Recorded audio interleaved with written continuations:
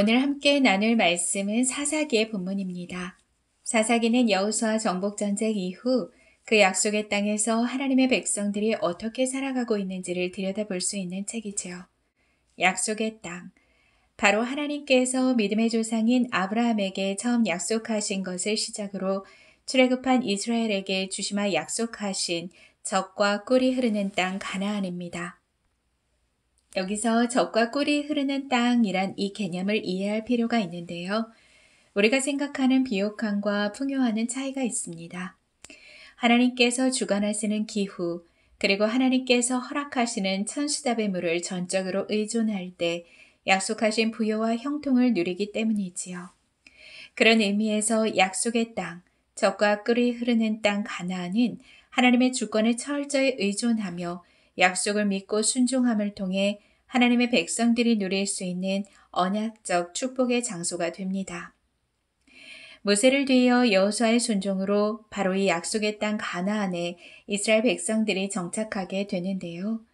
하지만 사사기는 이 약속의 땅에서 초반부터 위태로운 모습을 보여주고 있어요. 이스라엘 백성들은 그 땅의 거민들을 모두 쫓아내라는 하나님의 명령을 끝까지 순종하지 못합니다. 사사기 2장, 여호수아가 죽고 하나님을 모르는 세대가 일어나면서부터 하나님의 언약적 신실함으로 그 땅을 차지하게 된 이스라엘 백성들은 하나님을 신뢰하며 하나님의 약속을 붙잡는 대신 그 언약의 땅에서 하나님의 약속의 말씀을 잃어버리고 맙니다. 그 땅의 사람들과 우상의 문화를 붙잡고 살아가게 되지요. 그때마다 하나님께서는 사사들을 세워 하나님의 말씀을 보내주시고 언약적 관계에서 이탈한 불순한 이스라엘 백성들을 하나님의 자비로 다시 품어주세요. 돌이킨 그들에게 하나님의 평화를 다시 맛볼 기회를 허락해 주십니다. 이것이 이스라엘 사사시대의 역사며 사사기는 이에 대한 성경의 기록입니다. 이것을 사사시대의 사이클이라고도 표현하죠. 백성들의 반복되는 삶의 패턴. 하나님의 백성들이 범죄하면 하나님께서 돌이키게 하시기 위해 심판하시고 백성들의 고통 중에 부르짖고 회개하면 사사들을 통해 구원을 베풀어 주십니다. 하지만 평화를 누리면 이내 하나님을 망각하여 다시 우상 숭배, 범죄의 자리에 서고 말아요. 이 일이 거듭될수록 죄의 양상은 더 깊어져 갔고 이에 따라 앞자는 더 길고 심각해졌으며 반대로 평화의 기간은 단축될 수밖에 없었습니다. 이런 안타까운 답습의 역사를 우리는 사사기를 통해 확인하게 될 거예요. 사사기는 12명의 사사가 등장합니다. 12번째 사사 삼손 이야기를 3년 전에 나누었었죠. 오늘은 5번째 사사 기드온의 이야기를 나누어 보려고 해요. 그럼 본격적으로 사사기 6장 기드온의 이야기로 들어가 볼까요?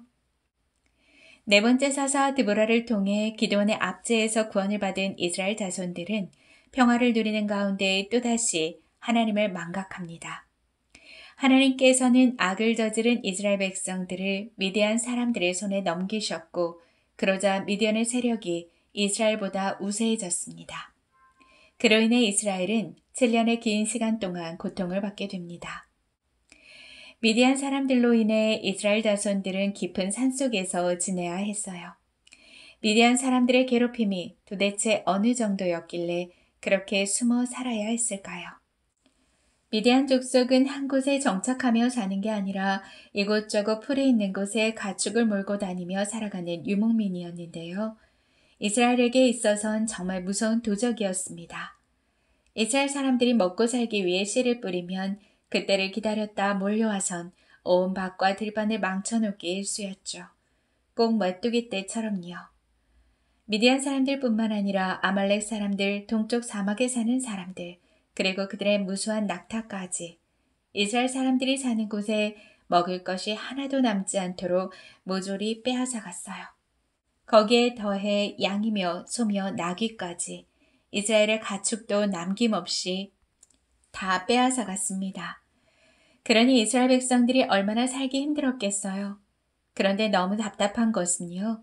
그렇게 황폐하게 살아가는데도 무려 7년 동안이나 이스라엘을 구원하신 하나님을 기억하지도 약속에 신실하신 하나님께 기도하지도 않았답니다. 그들이 선택한 최선은 그저 깊은 산속을 찾아 미디안을 피해 숨어 살아가는 것뿐. 그렇게 이스라엘 백성들은 굴이나 웅덩이를 파고 그것을 은신처로 삼아 근근히 살아갔답니다.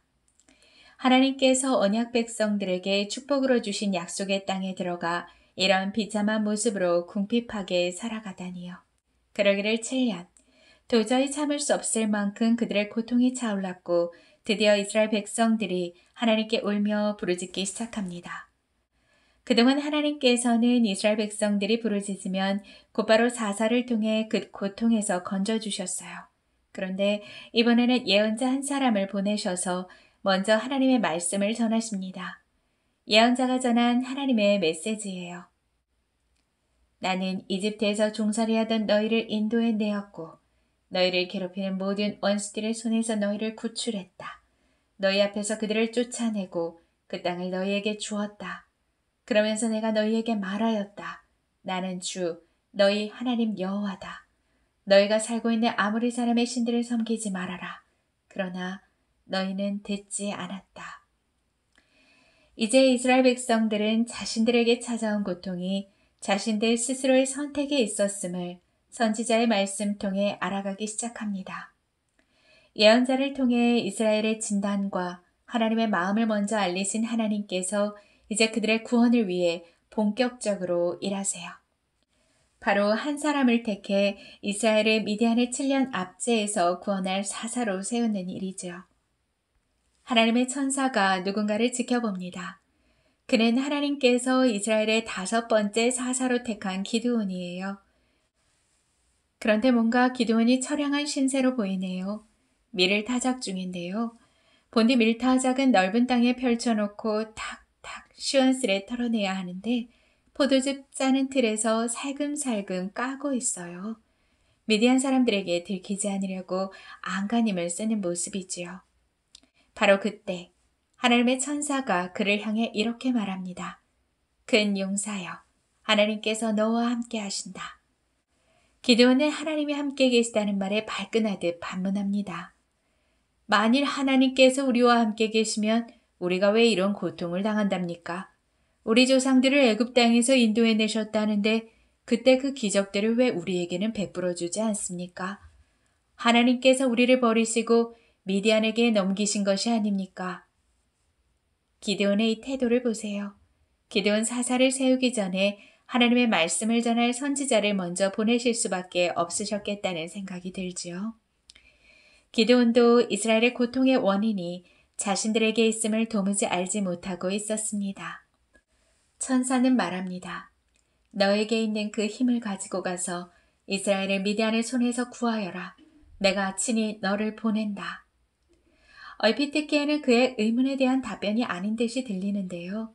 그런데 이 말씀이 가장 정확한 답변이라는 생각이 들더군요. 이스라엘이 지금 겪고 있는 비참함과 궁핍은 하나님이 임재하시는 민족임에도 불구하고 하나님이 없는 나라와 민족처럼 스스로 하나님을 놓치고 살아갔기 때문이니까요. 하나님께서 주신 말씀을 기억해 볼까요? 기드온에게 하신 말씀이자 동시에 저와 여러분에게 하시는 말씀으로 새기기 원합니다. 하나님이 함께 하신다. 하나님이 이미 그 속에 능력을 주셨다. 하나님이 친히 보내신다. 이 말씀에 기드온은 이렇게 반응합니다. 어쩌면 우리들의 반응일지도 모르죠. 제가 어떻게요? 우리 집안은 므낫세 지파 가운데서도 가장 힘없고 저는 또 그 중에서도 가장 약한 자인걸요. 하나님이 하나님이라고 말씀하셨는데 기드온은 또 내가 라고 대답하고 있어요. 기드온이 하는 것이 아니라 보내시는 분 파송하는 자 하나님께서 기드온을 통해서 일하는 것인데 말입니다. 하나님이 강하게 말씀하십니다. 내가 반드시 너와 함께 할 것이니 너는 미디안 사람들을 한 사람 치듯 물리치게 될 것이다. 정말 제가 그런 은혜를 얻은 것이라면 지금 말씀하신 분이 주님이시라는 증거를 제게 보여주세요. 제가 예물을 가지고 올 때까지 좀 기다려주세요. 그래, 네가 돌아올 때까지 기다릴 것이다. 기드온은 서둘러 염소 새끼로 요리를 만들고 누룩을 넣지 않은 무교봉도 만들고 국도 끓였어요. 그리고 고기와 빵은 바구니에, 국은 냄비에 담아 하나님의 천사에게 가지고 갑니다. 천사가 지시합니다. 고기와 떡을 이 바위 위에 얹고 그 위에 국을 부어보거라. 기드온이 바위 위에 예물을 올려놓자 하나님의 천사가 지팡이를 내밀어 그 끝을 바구니에 대는데 갑자기 바위에서 불이 나와서는 순식간에 예물로 올려놓은 것이 국물을 부었는데도 싹 불살라졌고 눈앞에 서 있던 하나님의 천사도 어느새 눈앞에서 사라졌어요. 놀란 기드온은 그제서야 하나님의 천사인 줄을 확실히 깨닫고 털썩 주저앉았어요. 어떻게 내가 거룩한 하나님의 천사를 내 눈으로 보고 말았으니 난 죽을지도 몰라. 그때 어디선가 하나님의 음성이 들립니다.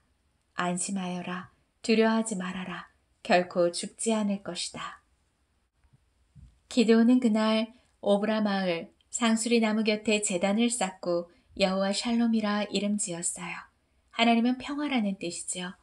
하나님을 놓쳤던 삶에 하나님과의 관계가 회복되고 제단, 곧 예배가 회복되자 평강하고 형통한 길이 열린 것을 알 수 있어요. 그날 밤 또 하나님의 음성이 들렸어요. 기드온아, 네가 이스라엘을 구원하기 전에 먼저 해야 할 중요한 일이 있다. 너는 먼저 네 아버지 집에 있는 바알 제단을 헐고 아세라 목생을 없애야 한다. 또 미디안이 너를 괴롭히기 시작하던 7년 전에 태어난 좋은 수소를 잡아 번제를 드리거라. 번제를 드릴 때에는 찍어버린 아세라 목상으로 태워야 한다. 그리고 산성 꼭대기에 여호와를 위한 제단을 쌓거라. 기드온은 하나님의 말씀에 순종합니다. 다만 아버지 요아스와 자기 집안 어른들이 대노하실 것이 두려워 한밤중에 몰래 10명의 종을 데리고 가 아버지 집에 바알 제단과 아세라 목상을 헐고 7년 된 좋은 수소를 잡아 번제를 드렸어요. 다음 날 아침 마을 사람들이 일어나 보니 바알 제단과 아세라 목상이 허물어져 있는 게 아니겠어요. 게다가 산성 꼭대기에는 새 제단이 세워져 있었죠. 도대체 어떤 녀석이 겁도 없이 우리 집안이 망하면 어쩌려고 이런 일을 저질렀느냐. 가만두지 않겠다. 금세 요아스의 아들 기드온이 한 일이란 것이 드러났고 마을 사람들이 요아스의 집으로 몰려왔어요. 당신 아들을 끌어내시오. 당신 아들이 밤새 큰일을 저질렀어. 감히 바알 제단과 아세라 상을 못 무너뜨렸소. 바알과 아세라의 노여움이 우리 가문에 몰아닥치기 전에 우리가 당신 아들을 우리 손으로 없애야겠소. 요아스가 대답합니다. 내 얘기 좀 들어보시오. 당신들이 바알을 대신해 싸운단 말이오. 바알이 진짜 신이라면 자기 제단을 헌 사람과 직접 싸울 것이 아니겠소. 그러니 돌아들 가시오. 직접 세우고 모시던 신상이 무너졌는데도 요아스는 왜 아들 기드온을 보호해 주신 것일까요? 단순히 아들이어서일까요? 그동안 어떤 힘이 있을 거라 생각하고 애지중지 모시던 신상이 아무 힘없이 무너지고 잿더미가 되어 있는 모습에 뭔가 느끼는 바가 있었을 거겠죠. 그것이 우리가 우리 삶의 영역에서 우상을 제거해 나갈 때 우리를 둘러싼 환경과 사람들 안에서 일어날 수 있는 선한 변화들이라고 굳게 믿습니다. 그날 이후 사람들은 바울이 직접 그와 싸우게 하여라 라는 뜻으로 기드온을 여룻바알이라고 부르게 됩니다. 집안의 우상제단을 헐고 여룻바알이라는 이름까지 얻게 된 바로 마침 그때 이스라엘을 괴롭히던 미디안 사람, 아말렉 사람, 동쪽 사막에 있는 사람들이 연합군을 이루고 요단강을 건너와 이스라엘 골짜기에 진을 치기 시작했어요. 우연일까요? 이스라엘에서 우상이 제거되자 하나님의 나라와 백성의 일어섬을 가만히 두고 보지 않는 대적의 해방 역사가 기승을 부리고 동시에 당신의 백성들을 대적의 압제에서 건져내시는 하나님의 구원의 이야기가 본격적인 막을 올린 것입니다.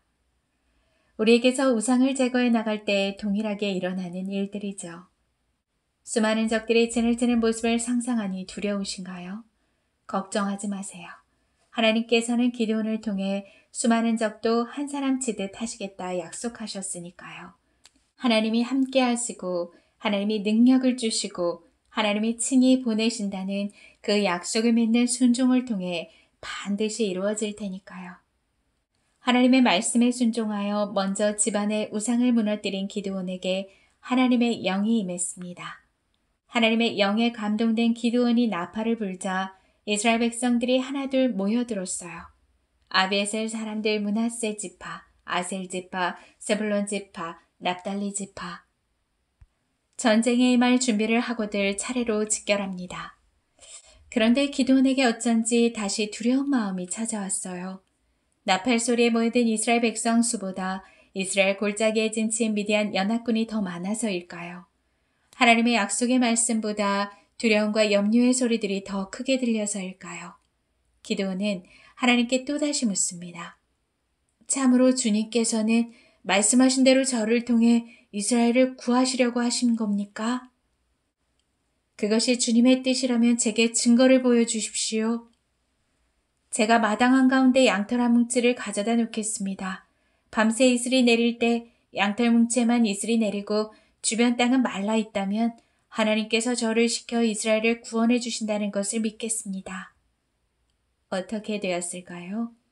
다음날 아침 일찍 일어나 기드온이 양털 뭉치를 짜보니까요. 물이 그릇에 가득하게 고일 정도였죠. 분명 기드온이 그렇게 해주시면 적들의 손에서 구원해 주심을 믿겠다고 말했잖아요. 그런데 기드온은 또다시 하나님께 묻습니다. 하나님, 제가 다시 여쭙는다고 해서 노여워 말아주시고 한 번만 더 양털 뭉치로 시험해 볼 수 있게 해주세요. 이번에는요, 주변 땅에만 이슬이 내리고 양털 뭉치는 말라있게 해주세요. 하나님께서는 다음날 아침 기드온의 요청 그대로 양털만 마르고 주변 땅에는 이슬이 젖어있게 해주셨답니다. 바로 이 장면으로 사사기 6장이 마무리되지요. 오늘은 사사기 6장, 이스라엘의 7년 미디안 압제에서 구원할 사사 기드온이 하나님께 부르심을 받는 내용을 함께 나누었습니다. 하나님께서는 기드온을 세우시기에 앞서 백성들에게 선지자를 보내어 하나님과 백성 사이의 언약적 관계를 일구어 주셨지요. 첫 번째, 하나님께서 백성들을 구해내시고 인도하셨음을. 두 번째, 주시마 약속하신 땅을 끝내 허락하셨음을. 세 번째, 허락하신 땅에서 우상을 섬겨선 안 된다 말씀했으나 하지만 백성들은 그 땅에서 하나님의 약속대로 사는 대신 우상을 섬겨 결국 궁핍에 처하게 되었음을 설명합니다.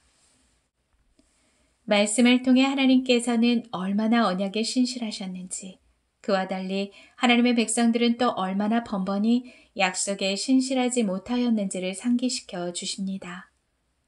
하나님께서 그의 백성들을 버리신 것이 아니라 백성들이 당신의 하나님을 잊은 것임을, 하나님의 구원을 망각하고 하나님의 말씀을 불신하고 불순종하며 스스로 평화를 빼앗긴 삶을 자초하였다는 것을 돌아보게 됩니다. 하나님 백성된 삶에 마땅히 몰아내야 할 것을 적당히 눈 감고 타협하며 악과 더불어 살아갈 때 아무리 애쓰며 수고해도 그것이 결국 헛된 수고가 되고 메뚜기 떼가 지나간 자리처럼 황폐함만이 남는 것을 보았습니다. 야금야금 조금씩 빼앗기다가 결국 삶의 터전을 잃고 신앙의 근간이 무너지고 숨어서 빈곤히 살아가야 했지요. 그런 오랜 고통에서 부르짖는 것조차도 잊어버린 백성들을 신실하신 하나님은 참 오래 기다려주셨습니다. 그리고는 구원의 하나님을 기억해내고 부르짖기가 무섭게 백성들을 향한 구원의 계획을 펼치십니다. 신실하신 하나님은 그 구원의 계획을 이 땅에 펼쳐가시기 위해 지금도 여전히 살아 역사하시며 교회를 세우시고 성도들을 일으키고 계세요. 거룩한 그 이름을 잊어버리고 세상에서 어쩌면 겁쟁이로 숨어 살아가는 세상의 눈치를 보며 살아가는 저와 여러분을 주님 이렇게 부르세요.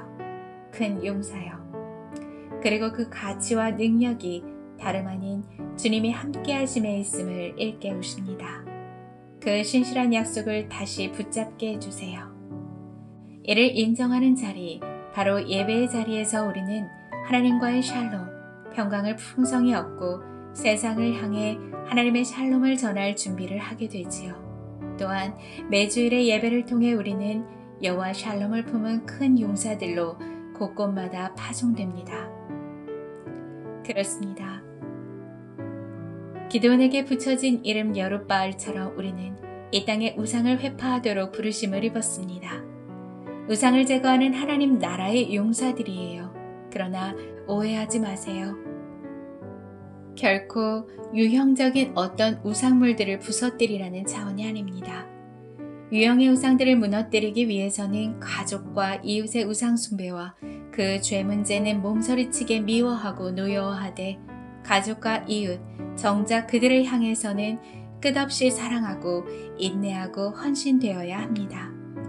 물론 그림은 무기를 들고 있는 것으로 표현되지만 사실 한 사람 혹은 한 가정에게서 우상이 무너지기 위해서는 10명, 아니 그 이상이 기도로 함께 섬겨주는 헌신, 그 믿음의 역사와 꾸준한 사랑의 수고와 소망의 인내함이 절실히 요구됩니다.